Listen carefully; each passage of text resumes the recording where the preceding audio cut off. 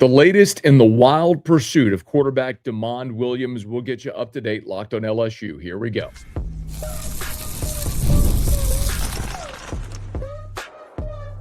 You are Locked On LSU, your daily podcast on the LSU Tigers.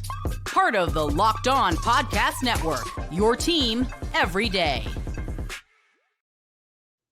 Okay, let's get it. It is Locked on LSU, your team every day. I'm your host, Matt Moscona. Thanks so much for making us your first listen. We're free, available wherever you get podcasts, of course, on YouTube as well. So please subscribe. As always, one of the fastest ways to help us grow is by leaving your comments below. So thank you sincerely for that. Thank you for helping make the Locked On Podcast Network the #1 sports podcast network in the world. Well, a lot has happened over the last 12 hours or so. LSU looked like they were close to closing a deal with Arizona State transfer quarterback Sam Leavitt, only in the 11th hour to have Washington quarterback DeMond Williams announced just days after signing a revenue share agreement to stay at the University of Washington, that he is in fact entering the transfer portal, and LSU seems to be the team targeting DeMond Williams. And Sam Leavitt's going to go take a visit to Tennessee now, and Washington apparently is going to pursue legal action to try to prevent DeMond Williams from leaving. So I want to dive into all this. So thank you for being with us. The previous episode that I did was an immediate reaction when DeMond Williams the announcement came that he was entering the transfer portal. I would highly recommend you go check that out, because it gives you a lot of context on DeMond Williams if you want that. But it was before we knew that Washington was going to pursue legal action, and before we knew that Sam Leavitt was visiting Tennessee. So there's a lot of great content in there. I would highly recommend you go check that out, because I go through a lot of Leavitt's visit to LSU and the history with DeMond Williams and Lane Kiffin, Charlie Weiss. This is going to be more sort of intentionally focusing on these next steps and what could potentially happen now because of what we know. So here's the quick catch up. So DeMond Williams, by the way, I played this for you. I'll play it again. On New Year's Day, the day before the transfer portal was opening, on this very show, I did an episode highlighting the potential quarterback targets for LSU in the transfer portal. And I mentioned this name. The first name I'm going to give you is a name that's not, as of now,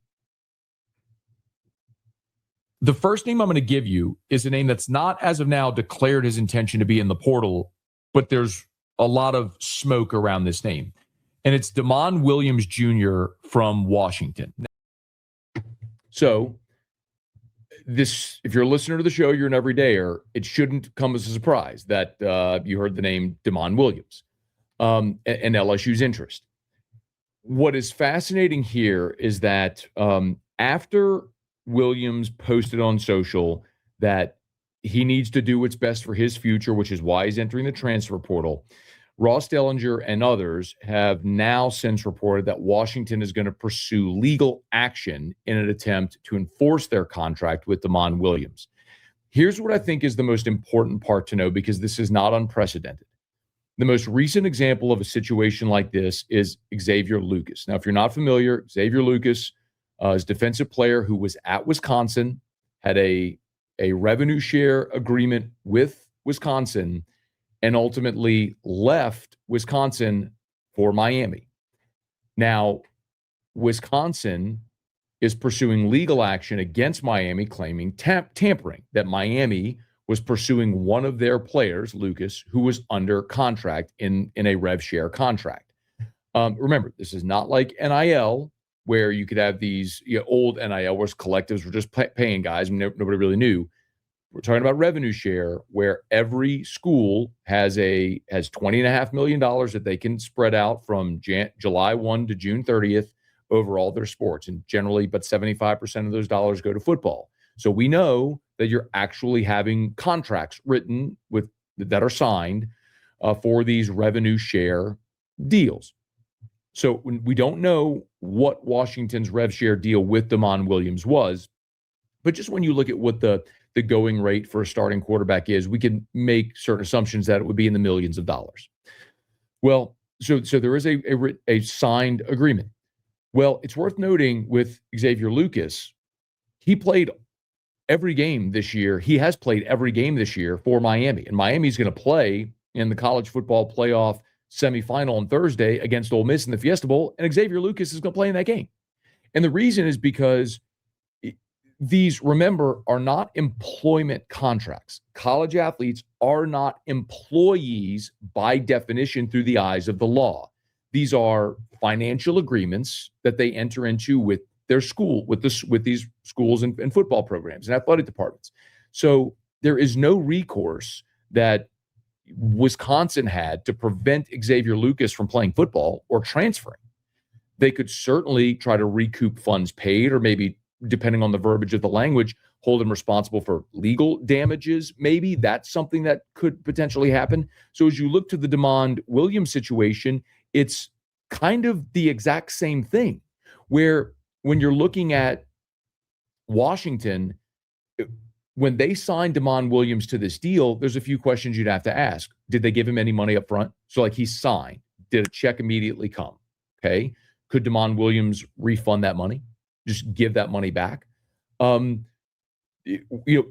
it a deal where he hasn't received any money yet? Maybe it was installments monthly. I mean, all of these contracts can be written differently. Now, I haven't seen the verbiage of DeMond Williams' deal, obviously, but there's also this whole thing in these deals where the buyouts and the liquidated damage clauses are what would be owed. So having not seen the exact deal for Williams, I don't know what that is, but maybe it's the full amount of his contract, which could be in the millions of dollars. Maybe it's the amount to which he's received at a certain point. I don't know. But all of these schools are doing these rev share deals with a portion of the funds being revenue share and a portion of the funds being true third-party NIL deals, where they say, hey, look, we're good for it, so to speak. Like, it's a promise when you get here of what third-party NIL deals are there in place, but only a portion of the funds are rev share and are guaranteed, if that makes sense. So basically, you'd have a let's just say, I'm going to use a round number. Let's say a player gets $1 million deal. Well, 400,000 of it, half of it could be in rev share and half of it could be in true third-party NIL. Well, true third-party NIL deals still have to be executed when the player's on campus. The half of that in rev share is what the school controls, if that makes sense. So I think it's going to be very difficult for a court or anyone to identify what the actual liquidated damages would be. But whatever that number is, if you're LSU, ask yourself this question. You have no quarterback. You have no quarterback right now. None. You have no scholarship quarterbacks on the roster. You are very clearly, it would seem, targeting DeMond Williams as your guy. If what it's going to take to get DeMond Williams is paying some liquidated damages to get him out of his deal at Washington, you don't think they're going to do that? I mean, this is a program that is paying Lane Kiffin $91 million, that is paying its offensive coordinator $2.5 million a year. They had agreed to Charlie Weiss on a 3-year, $6 million contract. When he started getting cold feet, they bumped it to $7.5 million. So he's getting $2.5 million a year, highest paid coordinator in the SEC. They bumped Blake Baker to $3 million.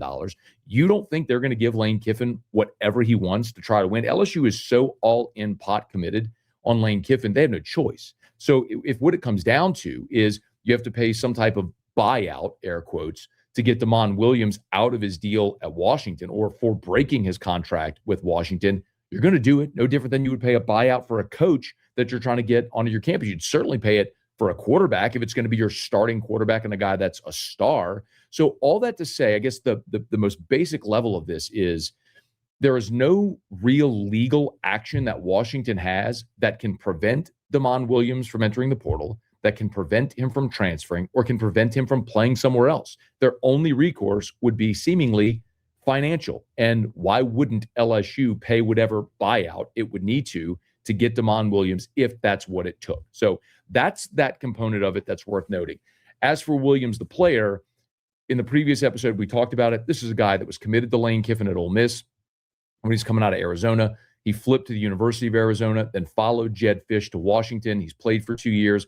over 3,000 yards passing. He accounted for 32 touchdowns in his sophomore season this year. He is a guy that Lane Kiffin and Charlie Weiss trying to sign twice. Once out of high school, then once when he went in the portal when Fish left Arizona for Washington. So if this is the guy that Lane Kiffin truly, really covets, LSU is going to make sure they pay what they have to pay to get Damon Williams on campus, especially given what's happened now seemingly with Sam Leavitt, which is what I want to pick up with next, because I think this caught a lot of people off guard. It did me, because it certainly seemed like LSU was close to finishing a deal and locking in Sam Leavitt. So what happened? We'll fill in all these dots and connect these dots next on Locked on LSU, your team every day. The wild card round is here, and FanDuel is officially in playoff mode. Every game day during the NFL playoffs, FanDuel is giving customers even more ways to get in on the action, because right now, every NFL playoff game day, FanDuel users get a profit boost pack waiting for them inside the app. Each game day, you'll see a pack loaded with multiple profit boosts that you can apply to bets that you like the most. Open your profit boost pack first thing on game day and see what boost you want to apply. The boost lets you lean into your game day instincts, whether you're back in momentum, defense, quarterback play, or coaching. The boost will give you more juice on the bets you already like instead of forcing you to bet something new.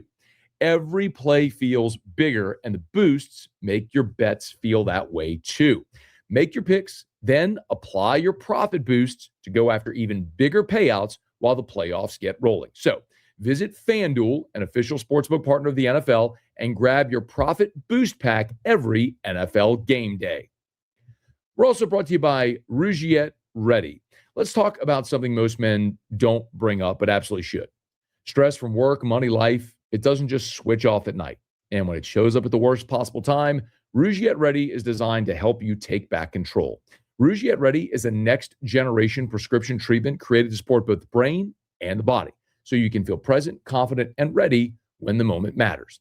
Rougiette Ready combines 3 clinically proven ingredients in one mint that dissolves under your tongue so it absorbs fast. The science behind Rougiette Ready really stands out. It's those clinically proven ingredients in one formula designed for both mental and physical readiness. Most men ready to go in about 15 minutes on average, so you can stay present, confident, and in control when the moment is right.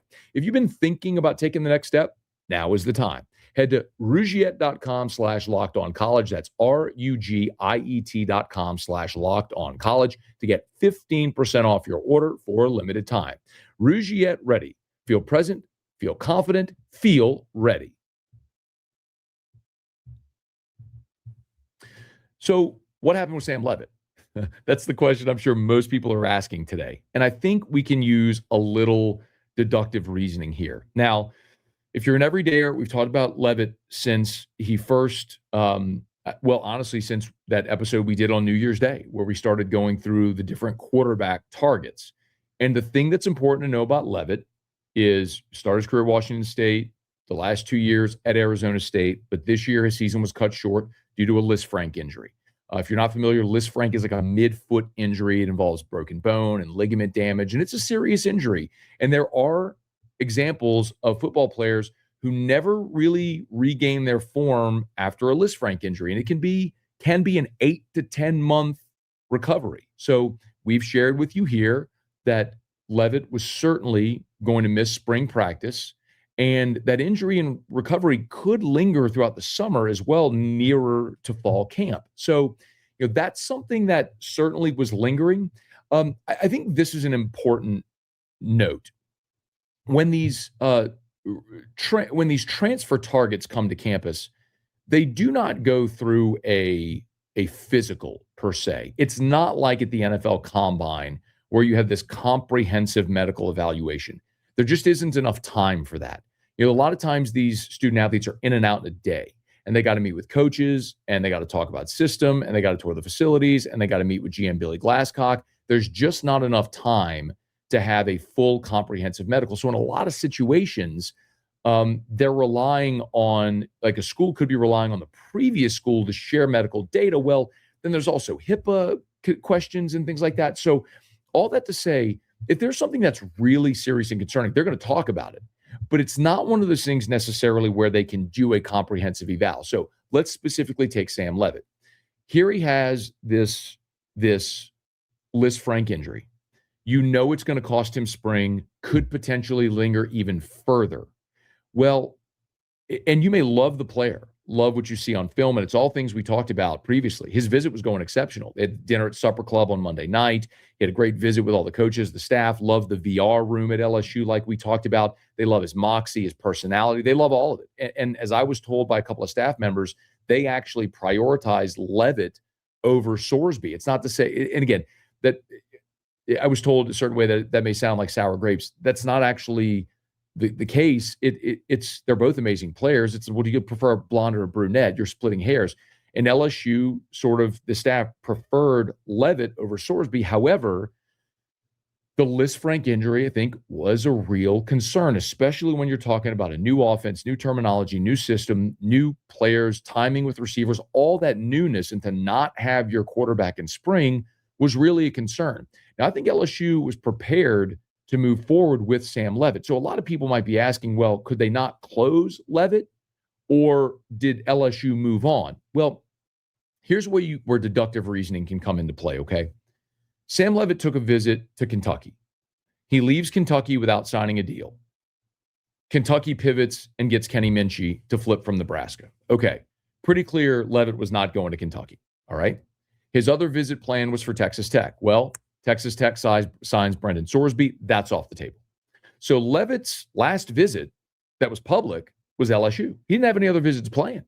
And when you looked around college football and go, okay, what are the other quarterback needy teams in the portal? Well, maybe Miami, because Carson Beck's going to be done. Maybe Oregon, because Dante Moore is going to be finished very likely after the season. He's likely going pro and going to be a top 10 pick. So those could be out there. And Leavitt's from the Pacific Northwest.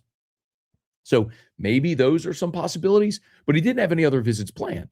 So he's going through his visit on Tuesday. Tuesday night, he's at the LSU basketball game with Lane Kiffin and Whit Weeks and Jackson Harris. And then all of a sudden, the Damon Williams news breaks. And a short time after that, we learn that Leavitt's taking a visit to Tennessee. Well, Tennessee's got Joey Aguilar there. Now, Aguilar, it's worth noting, does not formally have any more eligibility, but he was a JUCO player. So because of the Diego Pavia rule, the assumption is he will have more eligibility because of the JUCO rule, provided it's extended another year, which most people think it will be. But all that to say, if you're Leavitt, LSU's a sure thing. There's not a single scholarship quarterback on campus. You're not leaving LSU this visit to now go take another visit after they courted you for 2 full days and put the full court press on you, where you're the plug and play starter, and now all of a sudden you're going to go to a place where there's some ambiguity. It just doesn't make any sense. What I think is happening here is the inverse of that. I think LSU has some real concerns over the Lisfranc injury.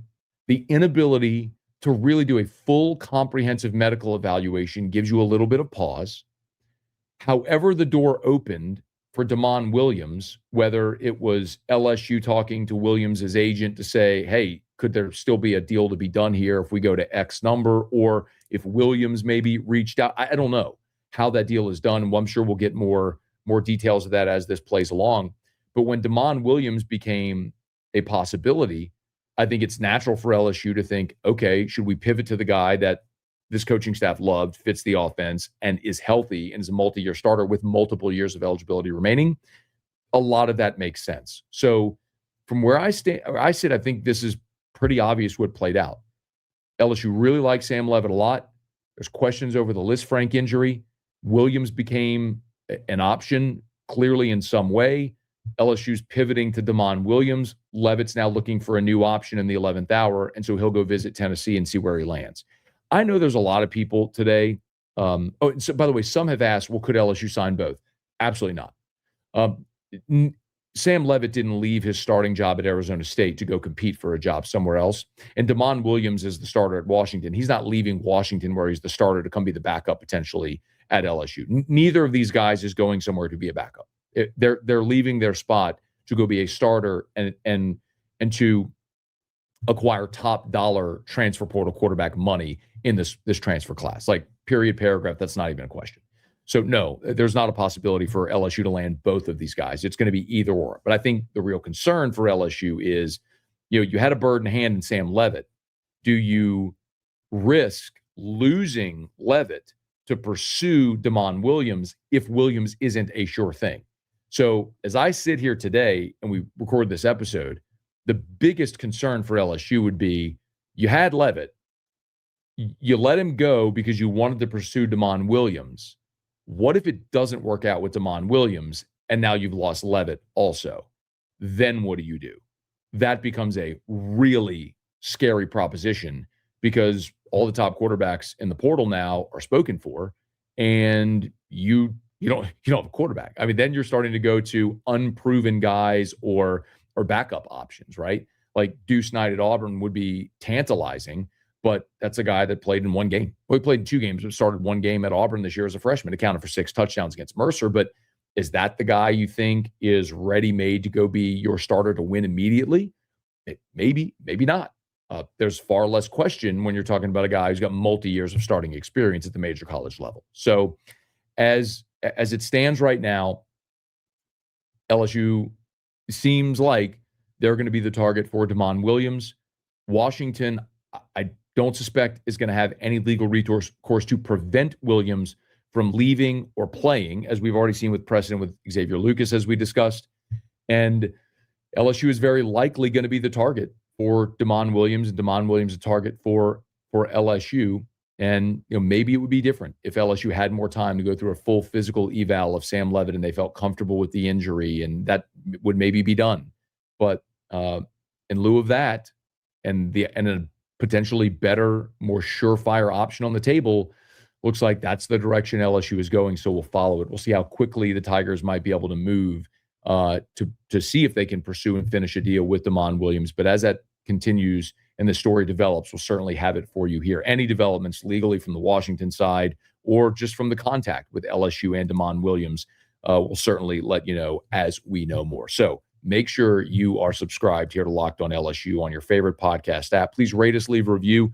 If you're watching on YouTube, thank you so much. Please smash that like button, subscribe to the channel, and hit the bell so you're notified whenever we post a new video. Be sure to let a friend know if they love the Tigers. We got you here every single day for Locked On LSU, your team every day.